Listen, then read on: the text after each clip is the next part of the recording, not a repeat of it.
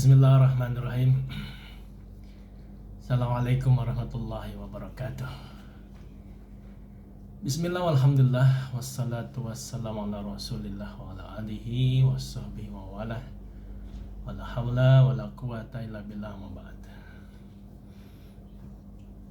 Alhamdulillah, bersyukur pada pagi hari ini, hari Kamis 28 Desember 2023, kita masih diberikan umur panjang oleh Allah Subhanahu wa Ta'ala, sehingga masih diberikan kesempatan untuk melakukan amal-amal kebaikan dan bertobat atas segala macam khilaf dan dosa. Salawat ring salam semoga tercurah kepada Nabi kita Muhammad sallallahu alaihi wasallam, juga kepada para keluarga, sahabat dan pengikutnya istiqomah hingga hari kiamat. Pemirsa sekalian, ada satu ibadah yang sangat pokok dan sangat penting di dalam ajaran agama Islam yang tidak boleh ditinggalkan dalam kondisi apapun, yaitu ibadah sholat 5 waktu, sholat wajib. Sholat 5 waktu ini diwajibkan oleh Allah Subhanahu wa Ta'ala kepada setiap orang Islam yang sudah akil balik. Dikerjakan sebanyak 5 waktu: subuh, zuhur, asar, maghrib, dan isya. Dan harus selalu dikerjakan kecuali bagi wanita yang datang bulan dan nifas. Adapun selain daripada posisi itu, orang Islam harus melakukan ibadah salat. Salat adalah satu amalan ibadah yang paling sempurna dan ketundukan kepada Allah yang paling paripurna. Jadi ekspresi penyembahan kita kepada Allah, ekspresi bentuk ketundukan kita kepada Allah itu betul-betul tampak termanifestasi dalam gerak-gerik perilaku ibadah sholat.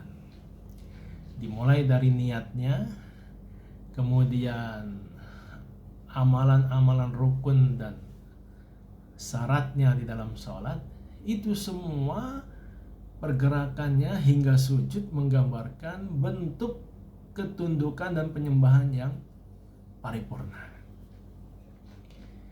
Dan yang perlu kita sadari adalah sholat ini menjadi identitas bagi seorang yang beragama Islam. Jadi yang membedakan antara dia orang Islam atau tidak beragama Islam adalah sholatnya.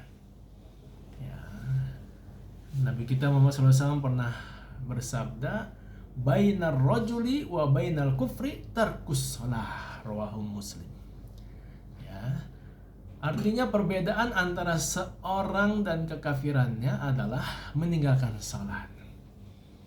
Ya, jadi kalau ada orang Islam tapi tidak salat, nah ini keislamannya dipertanyakan.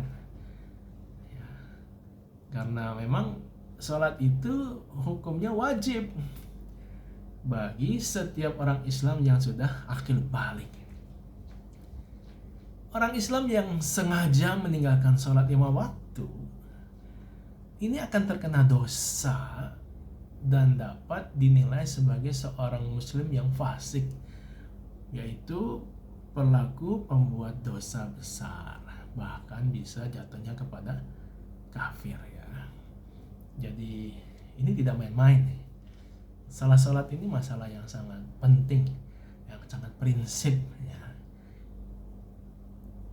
Untuk memerintahkan salat saja, Allah Subhanahu wa Ta'ala membuat skenario dengan memperjalankan Nabi kita Muhammad SAW dari Masjidil Haram ke Masjidil Aqsa, dari Masjidil Aqsa ke Sidratul Muntaha. Lalu kemudian di sana Nabi Muhammad SAW menerima perintah sholat 5 waktu. Ya, berfirman, a'udzubillahi minasyaitonirrajim, subhanalladzi asra bi 'abdihi lailam minal masjidil haram ilal masjidil aqsa alladzi barakna haulahu linuriyahu min ayatina innahu was-sami'ul basir. Ya, jadi peristiwa Isra Mi'raj ini peristiwa yang sangat-sangat penting.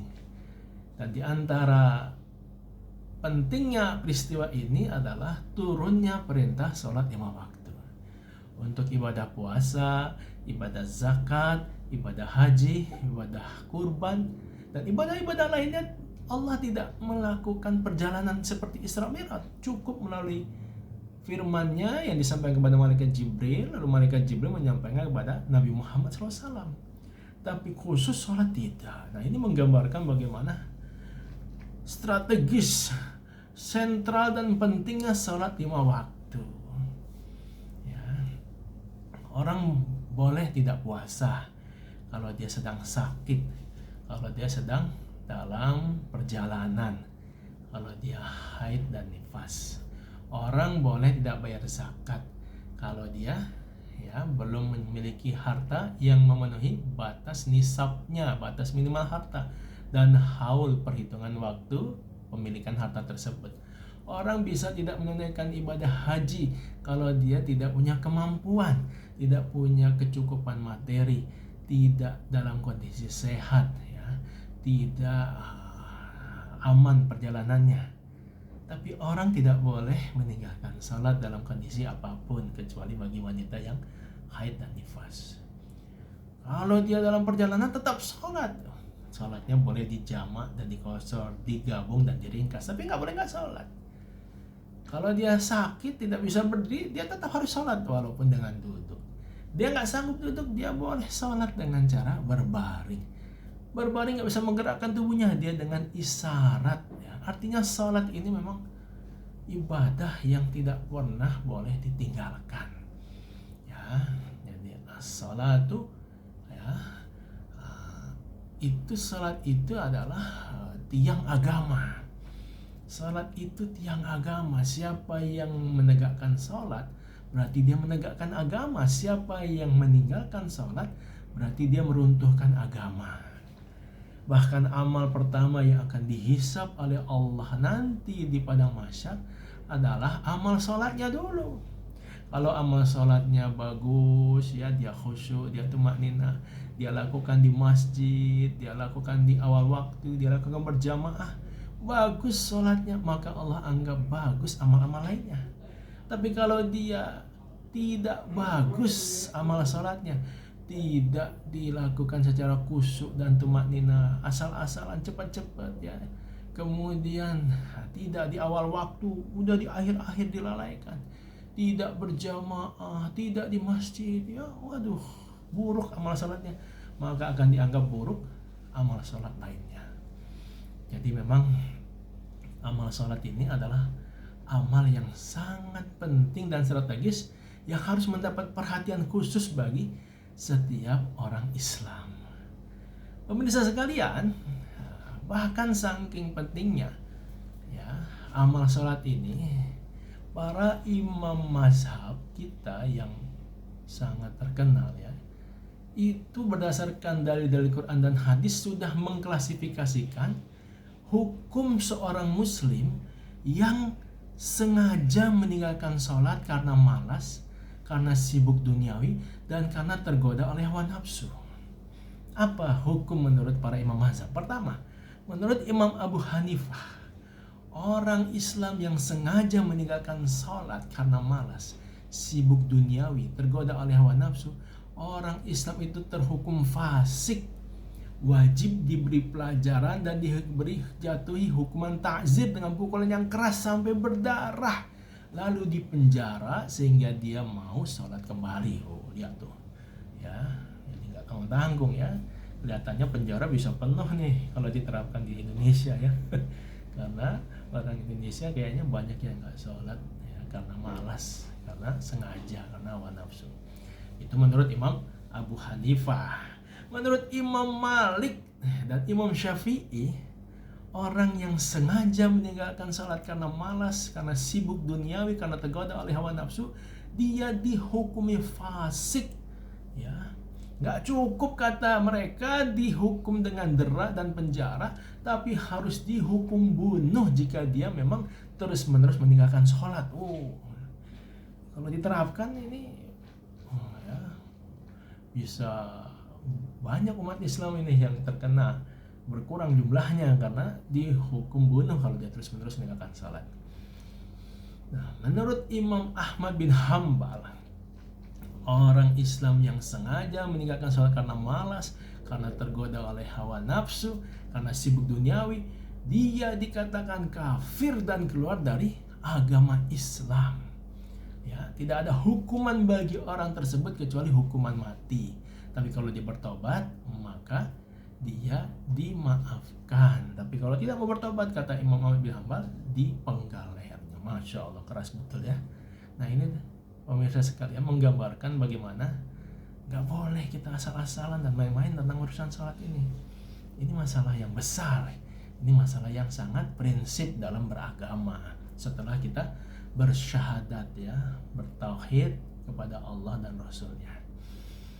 Pemirsa sekalian, Imam Ibnu Taimiyah bahkan mengulas tentang dampak bagi orang yang meninggalkan sholat.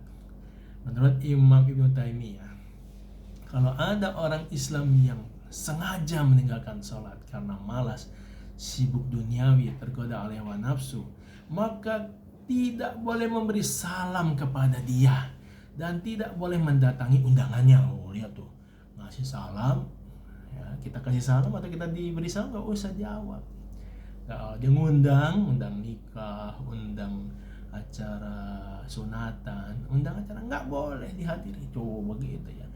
Bahkan kata Imam Ibnu Taimiyah, ya, tidak diperbolehkan bagi seorang ayah menikahkan anak putrinya dengan laki-laki yang tidak sholat. Karena hakikatnya dia, kata Imam Ibnu Taimiyah, tidaklah seorang muslim karena dia meninggalkan kewajibannya. Haknya Allah saja tidak dijaga, apalagi hak orang yang ada di bawah naungannya. Ya, kalau kita sebagai pengurus yayasan atau organisasi atau perusahaan, ya, tidak diperbolehkan menerima karyawan orang yang meninggalkan sholat karena dia diberi gaji dari rezeki Allah dan dia bermaksiat kepada Allah. Ya, maka jangan terima. Subhanallah, ya. Ini keras betul ini, ya, dari segi ekonomi dan dunianya meninggalkan sholat, ya. Barang siapa yang menyanyiakan hak Allah yang telah menciptakannya dan menyempurnakan kewajibannya, maka terhadap hak hambanya dia tidak akan lebih peduli lagi. Begitu kata Imam Ibnu Taimiyah. Oleh karenanya, para pemirsa semua, ya, orang Islam yang terbiasa meninggalkan sholatnya, maka hidupnya tidak akan berkah dan tidak akan selamat. Serta nanti di akhirat dia akan dibakar oleh api neraka.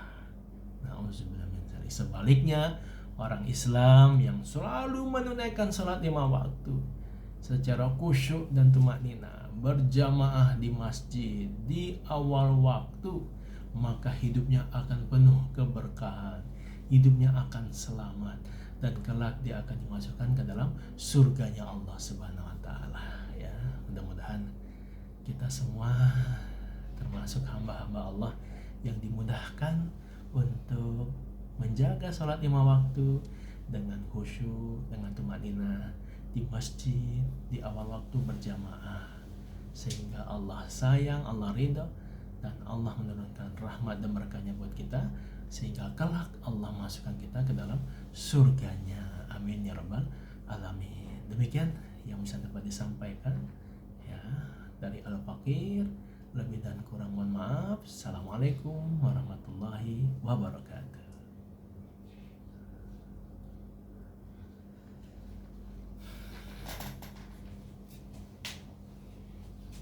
Boleh mengangkat jam berapa, Be?